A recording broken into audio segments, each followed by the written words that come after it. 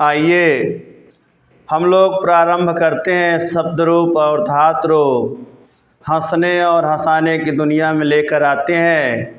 शब्द रूप में अकारांत, इकारांत, उकारांत, ऋकारांत और ऋकारांत और ओकारांत कल गौ शब्द पे हम लोग चर्चा किए थे।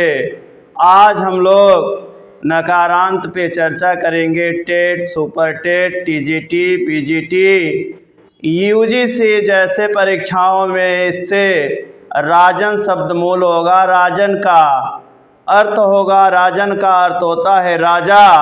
इससे टीजीटी, पीजीटी सारे परीक्षाओं में प्रश्न पूछे जाते हैं। ये नकारांत पुल्लिंग रूप है। आइए राजन शब्द का वाचन करते हैं, उसके बाद किस किस जगहों से प्रश्न बनते हैं उसको हम लोग चिन्हित करेंगे। वाचन किया जाए। राजा राजानो राजानः, राजानं राजानो राज्ञः, राज्ञा राजभ्यां राजभिः, राज्ञे राजभ्यां राजभ्यः, राज्ञः राजभ्यां राजभ्यः, राज्ञः राज्ञोः राज्ञां, राज्ञी राज्ञोः राजसु, हे राजन हे राजानो हे राजानः।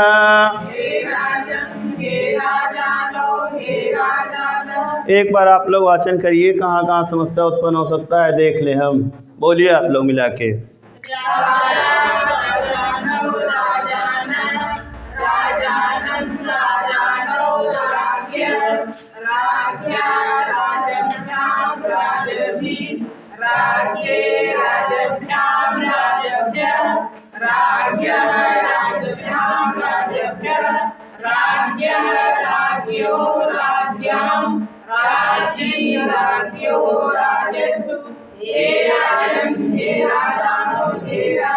बहुत बढ़िया। राजन मूल शब्द है। राजन, राजन मतलब राजा। जब हमारे देश में या हमारे देश के मुख्यमंत्री, प्रधानमंत्री हम लोगों के राजा हैं, उसी प्रकार राजा से हम निवेदन करेंगे हे राजन। हमारा संबोधन एक वचन में रूप बनेगा हे राजन। और मूल शब्द अगर आपसे पूछा जाएगा राजा राजान और राजान का मूल क्या है, तो आप मूल बताएंगे राजन शब्द है। राजन नकारांत शब्द है और कहाँ कहाँ पर इसका रूप पूछने लायक होता है। राजा शब्द का, राजन शब्द का द्वितीय विभक्ति बहुवचन में रूप क्या बनेगा? राज्ञ। यहाँ से प्रश्न जरूर पूछा जाता है। राजन शब्द का द्वितीय विभक्ति बहुवचन में रूप क्या होगा? राज्ञ। अब आपसे प्रश्नकर्ता प्रश्न बना के पूछ सकता है राजन शब्द का राज्ञ रूप कितने जगहों पर बनता है? 3 जगहों पर बनता है। किस किस विभक्ति में बनता है? बहुत बढ़िया। आप लोग राजन को पढ़ के आए हैं और कई परीक्षाएं दिए होंगे। मुझे तो लगता है कि राजन में कोई समस्या नहीं होगी, लेकिन जो भी समस्या हो आज उस समस्या का हम लोग समाधान करेंगे। आप लोगों ने ही बताया कि राजन शब्द मूल का राज्ञ रूप 3 जगहों पर बनता है। प्रथमा द्वितीय विभक्ति बहुवचन, पंचमी विभक्ति एक वचन, षष्ठी विभक्ति यानी षष्ठी विभक्ति एक वचन, पंचमी विभक्ति एक वचन और द्वितीय विभक्ति बहुवचन। 3 जगहों पर राज्ञ रूप बना। आपसे प्रश्नकर्ता प्रश्न बना सकता है राजन शब्द का षष्ठी विभक्ति बहुवचन में रूप क्या बनेगा? क्या बनेगा? राज्ञाम। और ऑप्शन में आपके दिया रहेगा राजा नाम, तो ध्यान में रखे रहिएगा। यहाँ से प्रश्न गलत होने का चांस रहता है। मूल राजन शब्द का षष्ठी विभक्ति बहुवचन में रूप बनेगा राज्ञाम। ठीक है, बोलेगा तो नहीं? आप लोग बताइए, राजन शब्द का षष्ठी विभक्ति बहुवचन में रूप क्या बनेगा? फिर से बोलिए, भूलेगा तो नहीं? अब राजन शब्द का सप्तमी विभक्ति एक वचन में दो रूप बनते हैं। पहला रूप बनेगा राज्ञी और दूसरा रूप बनेगा राजनी। बैठाए रखिएगा, आपसे प्रश्नकर्ता प्रश्न पूछेगा। राजन शब्द में, मूल राजन शब्द में कितने जगहों पर विकल्प और एक पक्ष दो रूप बनते हैं? तो आप ध्यान में बैठाए रखिएगा। सप्तमी विभक्ति एक वचन में एक बनता है राज्ञी और दूसरा बनता है राजन। अब आपसे प्रश्नकर्ता प्रश्न घुमाने के तरीके से घुमाएगा। मूल शब्द राजन है, तो राजन का संबोधन रूप क्या बनेगा? हे राजन। यानी जो मूल है वही आकर के यहाँ पर बैठ जाएगा, हे राजन। अब प्रश्नकर्ता पूछ लेगा, राजन शब्द का तृतीया विभक्ति द्विवचन रूप बनता है राजाभ्याम राजभ्याम दोनों, इसमें से कोई नहीं। क्या करेंगे, क्या मारेंगे? राजाभ्याम न मारेंगे, राजभ्याम। अगर थोड़ा सा गलत कर दिया, थोड़ा मंत्रा लगा दिया या का, गलत हो जाएगा प्रश्न। राजभ्याम राजभ्याम राजभ्याम तीन जगह बना। किस किस विभक्ति में बना? ध्यान रखे रहिएगा, तृतीया चतुर्थी पंचमी द्विवचन। आगे आपसे पूछा जा सकता है प्रश्न, राजा शब्द यानी राजन मूल शब्द है। राजन मूल शब्द का सप्तमी विभक्ति बहुवचन रूप क्या बनेगा? राजस्व। अब यहाँ दे देगा, मेरे जैसे कोई प्रश्न बनाने वाला होगा तो ऐसे दे देगा, राजस्व, दूसरा राज्ञसु, तीसरा राजस्व, और इनमें से कोई नहीं। क्या मारेंगे?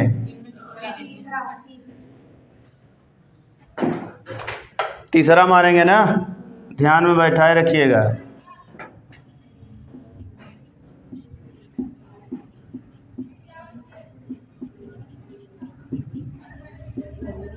क्यों होगा? दंत सकार क्यों होगा? इसलिए कि जो सु लगा है, सु के पूर्व में आकार है, यानी जो ज शब्द है, ज में अ होने के कारण यहाँ दंत सकार हुआ। अगर ए का मंत्रा होता, ई का मंत्रा होता, ऊ का मंत्रा इसमें होता तो यहाँ मूर्धन्य सकार होता। ठीक है, आगे राजन शब्द का एक बार वाचन कर लीजिए, फिर आगे बढ़ते हैं। बोलिए, आप लोग वाचन करिए।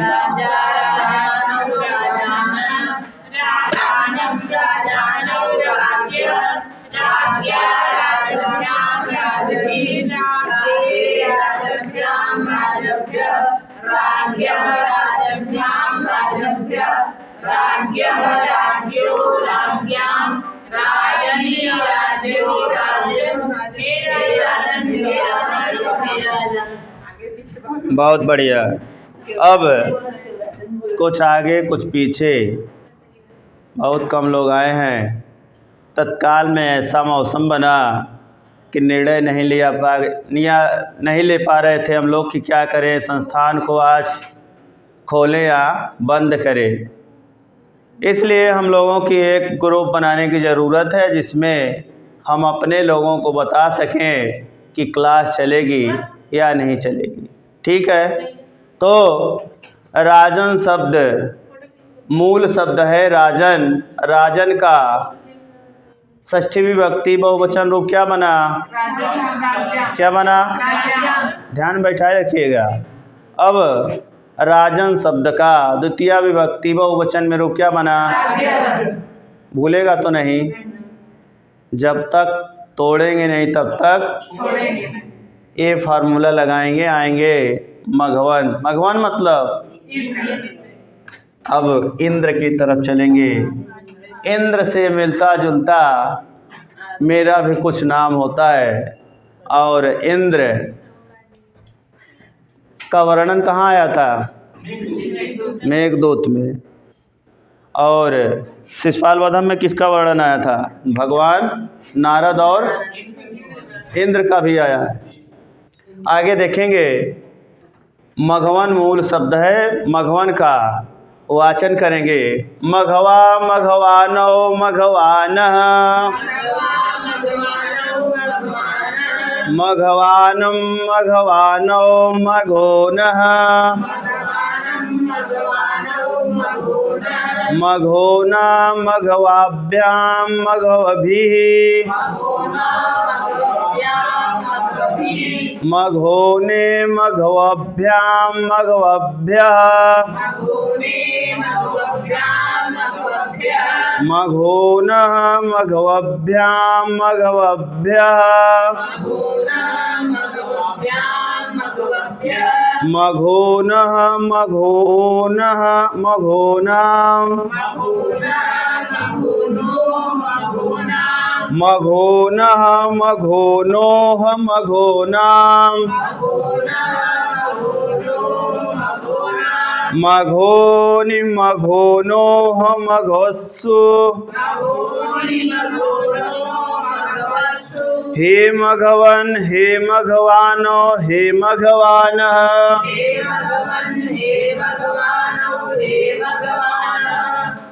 मघवन शब्द बहुत कठिन है, थोड़ा सा बोलने में कठिन। जैसे ब्रवीति ब्रूतः ब्रुवन्ति, ब्रवीसि ब्रूथः ब्रूत, ब्रवीमि ब्रुवः ब्रूम। ब्रवा क्या चलता है? अब उसमें न जाइए, पहले परस्वय पदी में। तो इसी प्रकार से बहुत कठिन नहीं है। जिस प्रकार से राजन यानी राजा राजानो राजाना बन रहा था, उसी प्रकार से मघवा मघवानो मघवानः। अब आपसे प्रश्नकर्ता प्रश्न पूछ सकता है, मघवन मूल शब्द का द्वितीय विभक्ति बहुवचन में क्या बनेगा? अब प्रश्नकर्ता प्रश्न पूछ सकता है, मघोनः रूप मघवन शब्द का मघोनः रूप कितने जगहों पर बनेगा? 3 जगह पर। प्रथमा द्वितीय विभक्ति बहुवचन, पंचमी षष्ठी।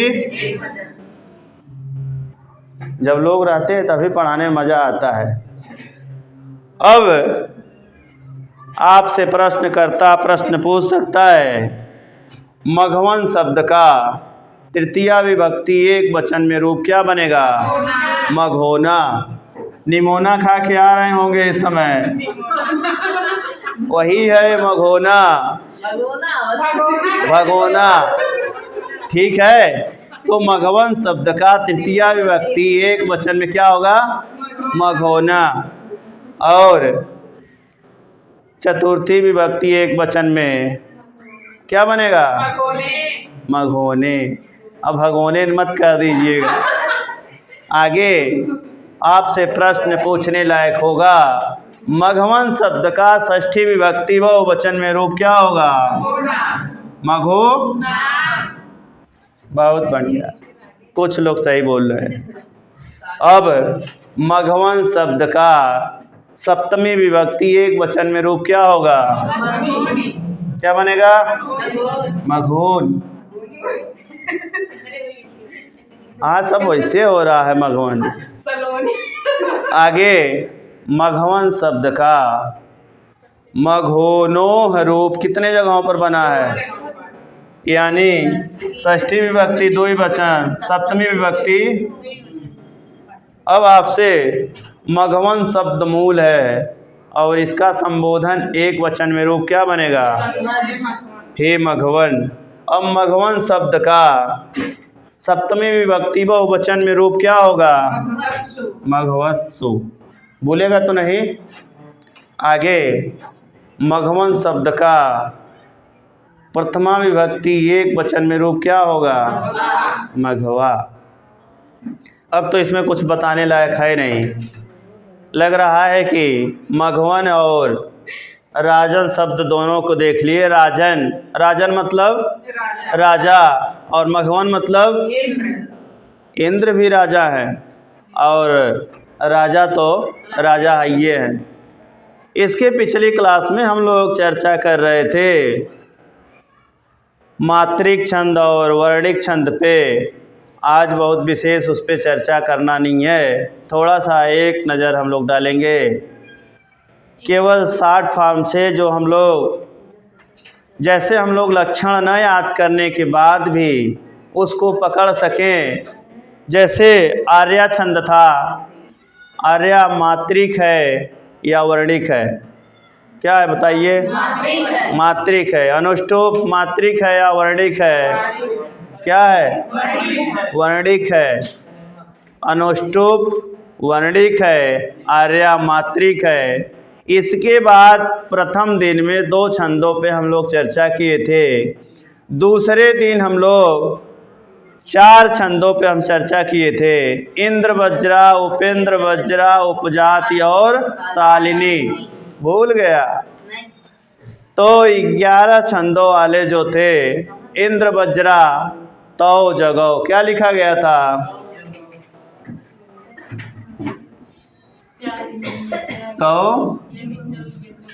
तो जगो मतलब तगण तगड़ जगड़ गुरु गुरु, बैठा।